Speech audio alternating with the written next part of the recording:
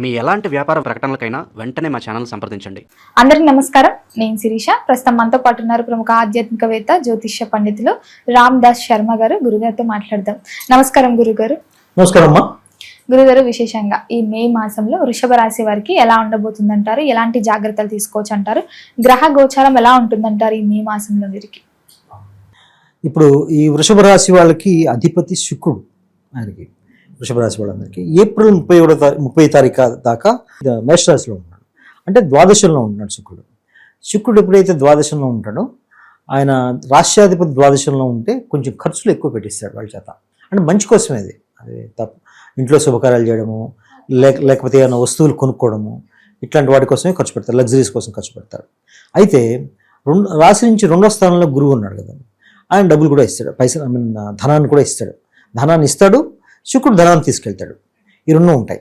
ఇది కాకుండా ఏంటంటే స్పిరిచువల్ ప్రోగ్రామ్స్ చేస్తారు. అంటే ఇంట్లో వ్రతాలు చేసుకోవడం, నోములు చేసుకోవడం, పిల్గ్రిమ్ ప్లేసెస్కి వెళ్ళడం, అట్లాంటివి చేస్తారు వృషభ రాశి వాళ్ళు. ఇప్పుడు వీళ్ళకి సింహంలో కేతు ఉన్నాడు. సింహం అంటే ఇప్పుడు వృషభ రాశి వాళ్ళకి 4వ స్థానం. అంటే ఇంట్లో ఇంటి పట్టు ఉండే కొంచెం ఒక రకమైన కన్ఫ్యూషన్ వాతావరణం ఉంటుంది వాళ్ళకి ఇంట్లో కుటుంబ సభ్యులతో. ఎలాగంటే వీళ్ళు ఒక మాట చెప్తే ఇంట్లో వాళ్ళు ఇంకో మాట చెప్తారు. మరి అది చేయాలా ఇది చేయాలా అనే కన్ఫ్యూజన్ వీళ్ళకి ఉంటుంది. వీళ్ళకు ఉండదు, కానీ ఇంట్లో వాళ్ళ వల్ల వస్తుంది.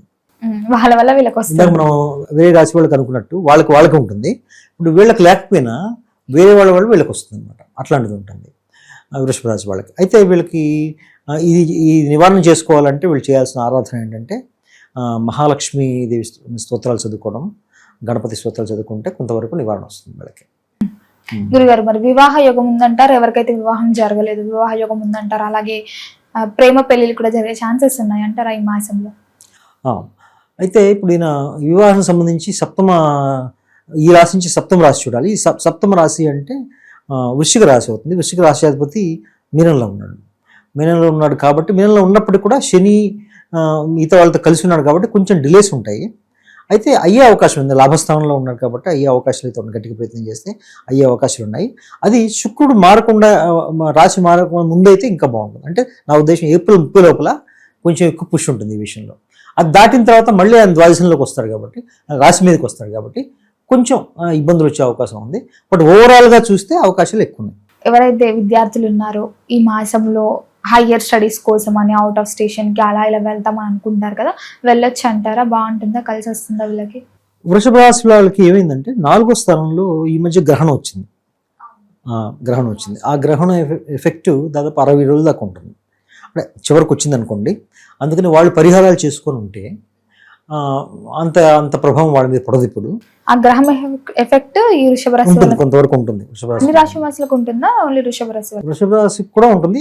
కొన్ని రాశులకు బాగుంటుంది గ్రహణం. ఓహో, దాని ఎఫెక్ట్ వల్ల కొంచెం మంచిగా ఉంటుంది, కొంచెం చెడు ఉంటుంది. ఎగ్జాంపుల్ మిథున రాశి వాళ్ళకి బాగుంటుంది, తులా రాశి వాళ్ళకి బాగుంటుంది. వృషభ రాశి వాళ్ళకి 4వ స్థానంలో గ్రహణం రావడం వల్ల ఇందాక నేను అన్నట్టుగా ఏంటంటే వాళ్ళకి కుటుంబ వాతావరణంలో ఎక్కువ కన్ఫ్యూజన్స్ వచ్చే, చికాకులు, దాని మనశ్శాంతి లేకపోవడం, ఏం చేయాలో తోచకపోవడం, ఇట్లాంటివి వచ్చే అవకాశం ఉంది. దానికి సంబంధించిన వాళ్ళు పరిహారాలు చేసుకుంటే చాలా వరకు కంట్రోల్ అవుతుంది. అయితే మనం ఇందాక అనుకున్నట్టుగా ఏంటంటే ఇది 30% వరకే గోచారం అన్నది. వ్యక్తిగత జాతకంతో కలిపి చూసుకోవాలి. ఆ జాతక పరిశీలన చేయడానికి ఇంకా మాలాంటి వాళ్ళని సంప్రదిస్తే మేము చూసి దానికి ఏం పరిహారాలు డీటెయిల్డ్గా చేయాలని చెప్తాము. కుటుంబ వాతావరణం ఎలా ఉంటుందంటారు ఈ వృషభ రాశి వారికి? కుటుంబ వాతావరణం బాగానే ఉంటుంది. ఎందుకంటే ద్వితీయ రాశిలో గురువు ఉన్నాడు కాబట్టి ఆయన వీళ్ళకి మేలు చేస్తాడు. అయితే వృషభ రాశి వాళ్ళ గురువు బెనిఫిట్ కాకపోయినా కూడా గురువు తన స్వభావ రీత్యా కుటుంబ స్థానంలో ఉంటే మంచి జరుగుతుంది. గురుగారు, అలాగే గోచరం ప్రకారం చూసుకుంటే ఈ మాసంలో వృషభ రాశి వారు ఏదైనా బిజినెస్ స్టార్ట్ చేద్దాం, పెట్టుబడులు పెడదాం అనుకునే ఆలోచన ఉన్న వారికి కలిసి వస్తుందంటారా? పెట్టొచ్చు అంటారా? చేయొచ్చమ్మా, చేయొచ్చు. అయితే నేను అనడం ఏంటంటే ఈ గ్రహణ పరిహారాలు చేసుకున్నట్లయితే ఇలాంటివి మొదలు పెట్టండి. లేదంటే కనీసం గ్రహణం నుంచి ఒక 60 రోజులు ఆగాలి. 60 రోజుల తర్వాత దాని ఎఫెక్ట్ ఉండదు. అప్పుడు కుజుడు మారిన తర్వాత, ఎందుకంటే వ్యాపారానికి సంబంధించి సప్తమ రాశి చూడాలి. వృషభానికి సప్తమ రాశి అంటే వృశ్చిక రాశి అధిపతి మీనంలో ఉన్నాడు. ఆయన ఇప్పుడు రాశి మారుతాడు. ఆయన కొన్నాళ్ళకి రాశి మారుతాడు, ఒక 15 డేస్కి మారుతాడు. ఆయన మారిన తర్వాత అప్పుడు బాగుంటుంది వీళ్ళకి. ఆరోగ్యపరంగా ఎలా ఉంటుందంటారు? ఆరోగ్యం కొంచెం వీళ్ళకి కూడా ఇబ్బంది ఉండొచ్చు. ఎందుకంటే బుధుడు ఆరోగ్య పట్ల జాగ్రత్తలు తీసుకోవాలి. ఎందుకంటే ఆయనకు బుధుడు శుక్రుడు కాంబినేషన్ ఉంది అక్కడ. బుధుడు నీచపడ్డాడు కాబట్టి శుక్రుడు ఉచ్చలో ఉన్నప్పటికి కూడా ఆయన ఉచ్చ నుంచి ఆయన రాశి మారి మేషంలోకి వచ్చాడు ఆయన. అయితే బుధుడు ఇంకా నీచంలోనే ఉన్నాడు కాబట్టి ఆయన కొంతకాలం ఉంటాడు కాబట్టి ఆరోగ్య విషయంలో వాళ్ళు శ్రద్ధ తీసుకోవాలి. గురుగారు, ముఖ్యంగా ఈ మే మాసంలో వృషభ రాశి వారికి అమావాస్య ముందు బాగుంటుందంటారా, అమావాస్య తర్వాత బాగుంటుందంటారా? అమావాస్య తర్వాత బాగుంటుంది వాళ్ళకి. ఆర్థికంగా ఎలా ఉంటుందంటారు? అధికంగా బాగుంటుంది, అందులో గురువు సపోర్ట్ ఉంది, బృహస్పతి సపోర్ట్ వాళ్ళకి. ఓవరాల్ గా చూసుకుంటే వృషభ రాశి వారు ఈ మాసంలో దేని పట్ల జాగ్రత్తగా ఉంటే బాగుంటుందంటారు? ఓవరాల్ గా జాతకం వాళ్ళు ఏంటంటే డ్రైవింగ్ కొంచెం జాగ్రత్తగా చేయాలి. ఎందుకంటే 4వ స్థానంలో కేతు ఉన్నాడు కాబట్టి ఆయన కొంచెం ఎదుటి ట్రాఫిక్ని పట్టించుకోకుండా పోయే తత్వాన్ని కలిగజేస్తాడు అనమాట. ఎందుకంటే ఆ కన్ఫ్యూజన్ ఉంటుంది వీళ్ళకి, కాబట్టి కొంచెం డ్రైవింగ్ జాగ్రత్తగా చేయాలి.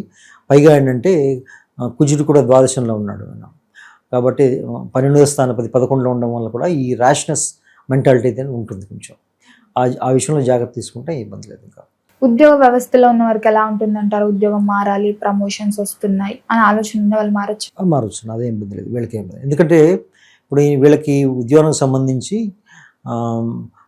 శని భగవానుడు వీళ్ళకి రాష్ట్రాధిపతి. ఆయన వీళ్ళకి వృషభ రాశి వాళ్ళకి ఏకాదశంలో ఉన్నాడు కాబట్టి, పైగా వృషభ రాశి వాళ్ళకి శనిశ్వరుడు కారకుడు అంటే బయలు చేస్తాడు కాబట్టి అదేం ఇబ్బంది ఉండదు. మరి వృషభ రాశి వాళ్ళు ఏదైనా ప్రారంభిద్దాం అనుకుంటే ప్రథమార్థం బాగుంటుందంటారా, ద్వితీయార్థం అంటే ఫస్ట్ 15 days, సెకండ్ 15 days అంటారు? సెకండ్ 15 days బాగుంటుంది, అమావాస్య తర్వాత ఏదైనా బాగుంటుంది. మరి ఓవరాల్ గా చూసుకుంటే ఈ మాసంలో వీరికి ఏ దైవారాధన బాగుంటుందంటారు? ఎలాంటి పరిహారాలు చేసుకుంటే కలిసి వస్తుందంటారు? సో వీళ్ళు మహాలక్ష్మి ఆరాధన చేయాలమ్మా. మహాలక్ష్మి ఆరాధన, లక్ష్మీ గణపతి హోమం చేయించుకుంటే అది మంచి ఉపయోగకరంగా ఉంటుంది వాళ్ళకి. అలాగే రైతులకు ఎలా ఉంటుందంటారు గురుగారు? ఇప్పుడు రైతులకు సమయం కాదు ఈ నెల, ఎందుకంటే చాలా వరకు పంటలు కోసేస్తారు కదా. ఇప్పుడు వాళ్ళు ప్రత్యేకంగా ఇప్పుడు చేసేదేం లేదు వాళ్ళకి. అయితే విత్తనాలు నాటే టైంకి గ్రహస్థితి వాళ్ళకి బాగానే ఉంటుంది. అప్పటికి వర్షాలు పడే టైంకి వాళ్ళకి అంటే 4వ స్థానంలో కేతు ఉంటాడు కదా వీళ్ళకి. కేతు ఎక్కడైతే ఉంటాడో అక్కడంతా కన్ఫ్యూజన్ ఉంటుంది ప్రతి చోట. అయితే ఇప్పుడు వాళ్ళకి సమయం కూడా కాదు కాబట్టి ప్రత్యేకంగా దాని గురించి తీసుకోవాల్సిన జాగ్రత్త అయితే ఏం లేదు.